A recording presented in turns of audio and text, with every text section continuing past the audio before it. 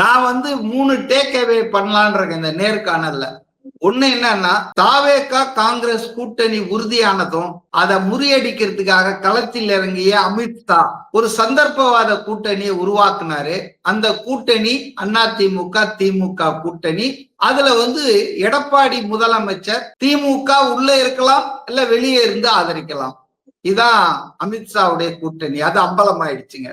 மக்கள் தீர்ப்பை மதிக்காமல், அதுலயும் திமுக வெளியில இருந்து ஆதரவு தெரிவிக்கிறதா சொல்லியிருக்காங்க போல. இல்ல அதான் வெளியில இருந்தோ உள்ள இருந்து அதை அவங்ககிட்ட விட்டுட்டார் அமித்ஷா.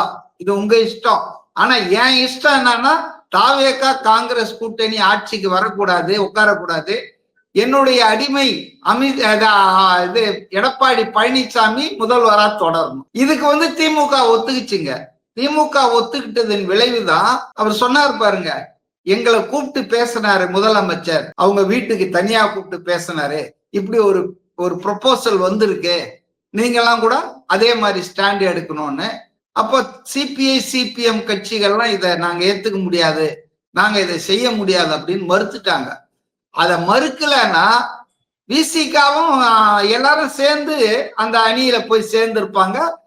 தமிழக மக்கள் முன்னால நிர்வாணமா நின்று அம்பலமா இருப்பாங்க, அரசியல் நிர்வாணமா இருப்பாங்க.